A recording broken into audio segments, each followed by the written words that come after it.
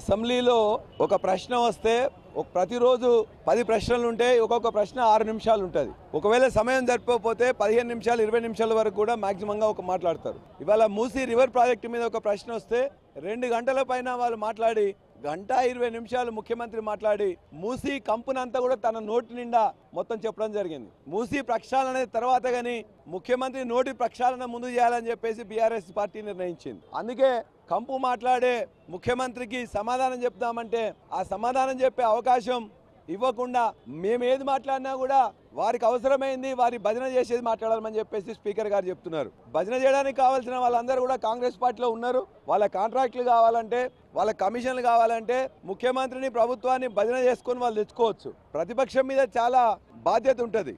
అనేక మంది సమస్యలను లేవనెత్తడం, ప్రభుత్వం దృష్టికి తీసుకురావడం, ప్రభుత్వం మీద ఒత్తిడి చేయడం, ప్రభుత్వం మీద ఏ విధంగా ఆ సమస్యకు సాధించాలని చెప్పి చేయాల్సి ఉంటుంది. అంతేగాని వాళ్ళను పోయి భజన చేయడం కోసం ఇవాళ బీఆర్ఎస్ పార్టీ లేదు, ప్రతిపక్షంగా లేదు.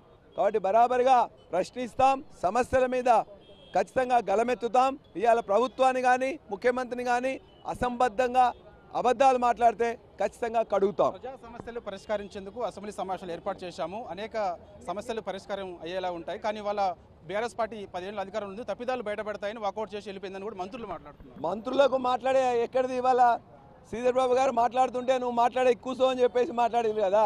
మంత్రులు మాట్లాడే స్వేచ్ఛ ఎక్కడ ఉన్నది? ముఖ్యమంత్రి గారికి ఏ బేసిన్లో ఏ ప్రాజెక్టు ఉన్నాయో తెలియదు, బనకచర్ల బేసిన్ ఎక్కడుందో తెలియదు.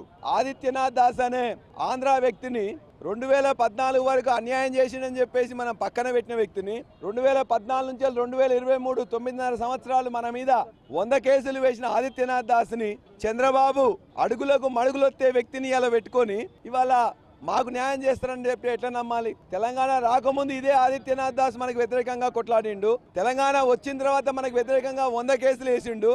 ఇవాళ మనకు తీసుకొని వస్తారంటే ఎవరు నమ్ముతారు? పాలమూరు రంగారెడ్డి ఎత్తిపోతల ప్రాజెక్ట్ డిజైన్ మార్చారు, శ్రీశైలం దగ్గర కడుతున్నారు, కమిషన్ల కోసం కక్కుర్తి పడ్డారు, ఉరి తీసినా తప్పు లేదు, రాళ్లతో కొట్టినా తప్పు లేదని చెప్పేసి కూడా అసభ్య పదజాలంతో ముఖ్యమంత్రి రేవంత్ రెడ్డి మాట్లాడితే మీరు అంటున్నారు, ఏం చేస్తున్నారు? అసభ్య పదజాలానికి బూతులకు పర్యాయ పదం రేవంత్ రెడ్డి ఇవాళ. కాబట్టి ఆయన నోట్లకి వెళ్ళి బూతులే వస్తాయి, మూర్ఖపు మాటలే వస్తాయి. ఆయన దగ్గర నుంచి వెళ్ళి ప్రజలు వేరే ఎక్స్పెక్ట్ చేయట్లేదు. కాబట్టి వారు మాట్లాడిన బూత్కి ప్రజలే సమాధానం చెప్తారు.